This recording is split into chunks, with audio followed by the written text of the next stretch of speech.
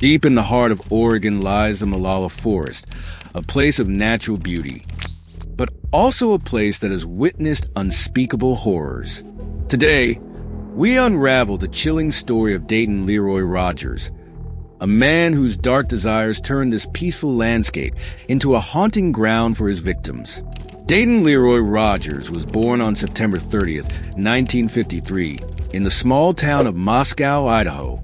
Growing up in a strict religious household, Dayton's life was far from peaceful. His father was a domineering and abusive figure, ruling the household with an iron fist. Physical punishments and harsh discipline were the norms. The emotional and psychological scars from this upbringing would follow him into adulthood.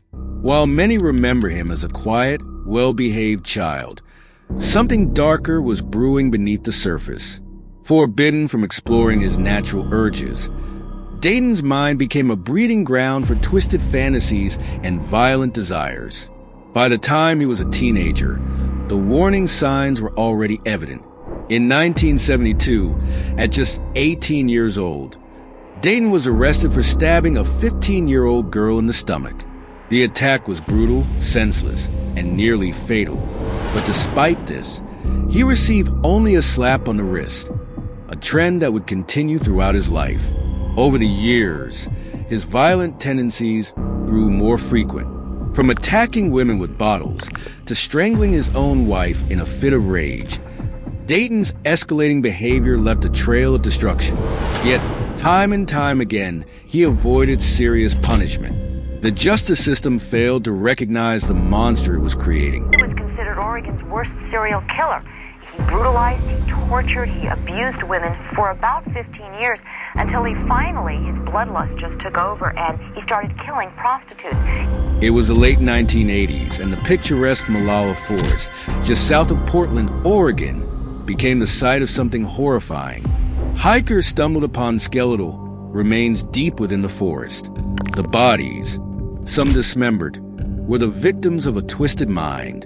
The police quickly realized they were dealing with a serial killer, and all eyes turned to one man, Dayton Leroy Rogers. Rogers had developed a disturbing pattern. He would lure women, often sex workers, to isolated locations. There, in the dense cover of the forest, he unleashed his violent rage. His victims were bound, tortured, and mutilated.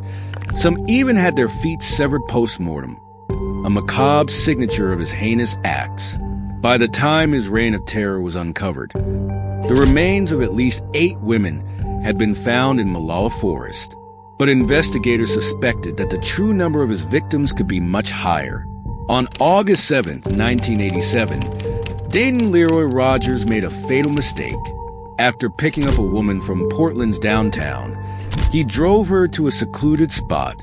But this time, his horrific plans were interrupted. Witnesses in a Denny's parking lot heard her screams for help as Rogers attacked her with a knife. Despite her injuries, she managed to break free and draw attention to the unfolding nightmare. Police arrived on the scene quickly, and for the first time, Rogers couldn't slip away. His arrest led investigators straight to his other crimes, linking him to the bodies found in Molalla Forest. In court, Rogers showed little remorse.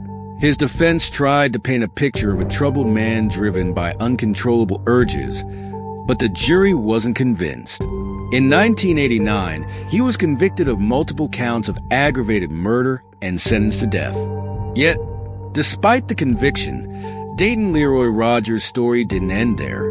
Legal battles and appeals stretched on for years, keeping the families of his victims trapped in a seemingly endless cycle of pain and uncertainty.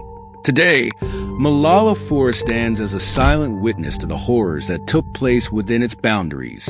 The memory of Dayton Leroy Rogers still lingers in the community, a chilling reminder of the evil that can exist in seemingly ordinary people.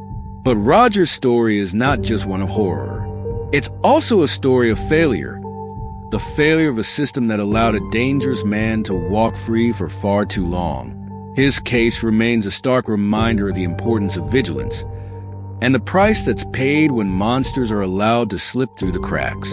Dayton Leroy Rogers may be behind bars, but his legacy of terror continues to haunt those who remember the horror he unleashed in Molalla Forest.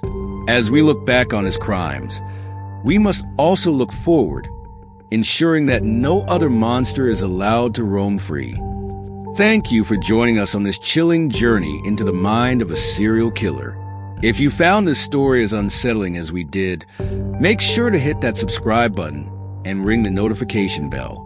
We dive into the darkest corners of human nature, uncovering the stories that others are too afraid to tell. And remember, sometimes the most terrifying monsters are the ones who live among us.